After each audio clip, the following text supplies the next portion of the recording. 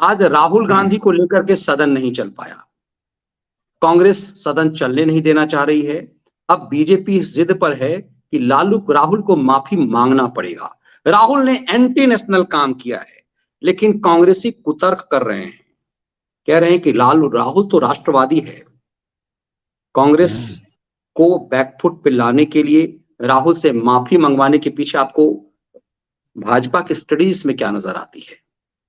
मैंने आपकी मनीष जी, जो राहुल और उसके जो चमचे थे इर्द गिर्द वाले, उनसे थोड़ा आकलन में गलती हो गई।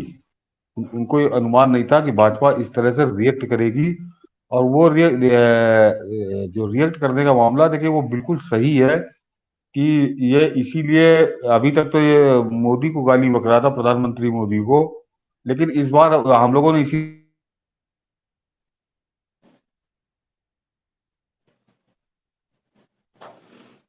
चीन चीन के इसने गाने गाए, हिंदुस्तान को गाली बकी, हिंदुस्तान की हर संस्थान को इसने सेंटेंस कहा था। उस दिन भी मैंने कहा था, मैं आज फिर कह रहा हूँ कि वो बहुत गंभीर था जब इसने कहा कि मुझे खेद है कि यूरोप, एशिया और मतलब आज जितने भी डेमोक्रेटिक, मतलब पूरी दुनिया को इसने आह्वान किया था कि तुम लोग चुप क्यों बैठे हो, चुप क्यों बैठे हो, मतलब जब भारत की आलोचना करके उनसे कह रहा था चुप क्यों बैठे हो, तो सीधा सीधा था कि तुम लोग भारत पर टूट पड़ो, भारत के खिलाफ जो भी कर सकते हो करो, मतलब हमला करना तो नहीं कह पाया, लेकिन प्रतिबंध लगाओ, जो भी करिए। तो ये पूरी दुनिया को भारत के खिलाफ खड़ा करने की इसने शुरुआत की थी ब्रिटेन से। और उस दिन हम लोग ये बोले ही थे मनीष जी, थोड़ा थोड़ा उसपे नाराजगी भी थी कि अगर इसके बाद भी इस आदमी को बख्शा जाएगा तो फिर तो ये केंद्र सरकार सवालों घेरे में आ जाएगी। लेकिन सौभाग्य से ऐसा हुआ नहीं। और सबसे खास बात मनीष जी, जो लोग राजनीति को करीब से देखते हैं, सरकार को देख रहे होंगे जब से मोदी सरकार आई है, कि परसों शुक्रवार को लोकसभा के अंदर कमान संभाली थी राजनाथ सिंह ने। देखिए, राजनाथ सिंह की आप राजनीतिक कुछ भी आलोचना करिए, लेकिन राजनाथ सिंह का जो आचरण है, राजनीतिक आचरण, वो बड़ा धीर गंभीर वाला है। वो हल्की हल्की बात करते हुए आपने कभी नहीं सुना होगा। मैं उनको मुख्यमंत्री के जमाने से देख रहा हूँ। उस दिन जो राजनाथ सिंह के गुस्सा था लोकसभा के अंदर, वो मतलब चौंकाने वाला था। एकदम क्रोध से वो उबल रहे थे कि ये धूर्त, कांग्रेसी धूर्त, ये क्या करके आया है। मतलब और किसी भी, उस दिन हम लोग यही बोले थे अपनी डिबेट में कि किसी भी स्वाभिमानी भारतीय का खून खौल जाएगा केवल उस इसके कुकर्म पे। ये कांग्रेसी बेशर्मी से उसका पक्ष ले रहे हैं, तो बिल्कुल सही कर रही है भाजपा। और ये नहीं चले संसद, ठीक है, जैसे ये नहीं चलने देते थे, चाहे न चले, एक महीना न चले, ऐसे ही सत्र जाए, लेकिन इस धूर्त को सबक होना चाहिए। और इसको अभी एक तो मनीष जी ये भी खबर थी, वो उसकी पुष्टि नहीं हो पाई है, कि मैं देख रहा था किसी चैनल में पट्टी चल रही थी कि भाजपा शायद इस मामले को एमपी एमएलए कोर्ट में भी ले जाने वाली है। बिल्कुल ले जाना चाहिए। इसके खिलाफ एफआईआर दर्ज करा के, वही था कि इसके ऊपर देश विरोधी, देशद्रोह का मुकदमा करके इसके खिलाफ एफआईआर करा और मामला एमपी एमएलए कोर्ट में ले जाना चाहिए।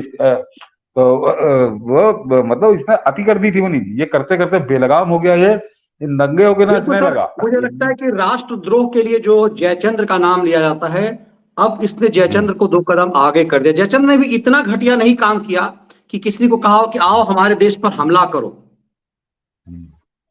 आज से जयचंद्र के बदले लोग राहुल गांधी का नाम लेंगे अब। और मुझे लगता है कि इस चीज को लोग पढ़ें तो जयचंद्र के बदले राहुल गांधी, क्योंकि कोई ऐसा आज तक राजनेता नहीं हुआ होगा, इतिहास में कोई ऐसा व्यक्ति नहीं हुआ होगा जो दुनिया के शक्तिशाली राष्ट्रों से कह रहा हो कि भारत पर हमला कर दो, भारत में लोकतंत्र खत्म हो रहा है, उसके लोकतंत्र, तुम चुप क्यों बैठे हो। इससे बड़ा राजद्रोह और दूसरा हो नहीं सकता। इसीलिए ये मुहिम और तेज किया जाना चाहिए। नहीं, बिल्कुल होना चाहिए। इसके साथ ऐसा इसको सबक सिखाया जाना चाहिए, ऐसी इसको सजा मिलनी चाहिए कि आगे आने वाली पीढ़ी को ये सबक रहे कि अगर अगर हम लोग देश के खिलाफ कोई कुकर्म किया तो हमको ये परिणाम भोगने पड़ेंगे। बिल्कुल उस दिन राजनाथ सिंह के तेवर थे और जो राज्यसभा में पीयूष गोयल के तेवर थे, तो मुझको लग रहा है कि सरकार अब की कुछ ठान चुकी है। अब बिल्कुल इनके कांग्रेसियों की नौटंकी में नहीं आना चाहिए कि ये सदन नहीं चल रहा, सदन मत चलिए। कई बार ये तो हमेशा नंगेनाज करते हैं।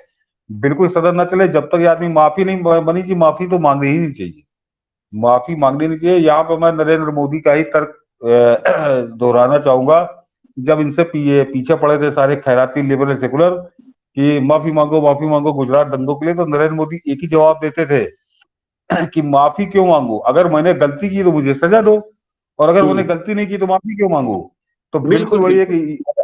कि इसने गलती की है तो माफी नहीं मांगनी है, इसको सजा भी ही मिलनी चाहिए, कठोरतम सजा दी जानी चाहिए, क्योंकि इसने देश के प्रधानमंत्री या किसी भारतीय भाजपा के नेता के लिए नहीं, इसने 140 करोड़ के देश के लिए इसने वो सीधे सीधे मनीष जी को, इसको इसकी कोई इसकी औकात नहीं रह गई है। वो तो ओबामा ने अपनी किताब में बहुत पहले लिख दिया था जब यहाँ सरकार थी, ये अपरिपक्व इमेच्योर आदमी है। अन्यथा इसने तो मनीष जी सोचे कि देश की सबसे बड़ी राजनीतिक पार्टी का नेता विदेश में जाके कह रहा है कि पूरी दुनिया एक हो जाओ भारत के खिलाफ, तुम लोग कुछ करो। तो मुझे ये लगता है बहुत इससे खतरनाक इससे बड़ा राष्ट्रद्रोह तो है ही नहीं, कोई हो ही नहीं सकता है। और नहीं इसके नहीं हो लिए तो सकता। फांसी की सजा इसको बहुत कम है। ये हाँ ये तो इसको बहुत कम है। और इसके लिए मुहिम चलना चाहिए कि जयचंद्र के बदले इसका नाम होना चाहिए कि जयचंद्र ने भी, मुझे नहीं लगता कि इतिहास में इतना बड़ा अपराध किया है जो राहुल गांधी ने किया है। मतलब सत्ता हाँ के बिना इनकी, इस परिवार की बेबसी, सोनिया और उसके बेटे की बेबसी किस हद तक जा सकती है वो साफ दिख गया।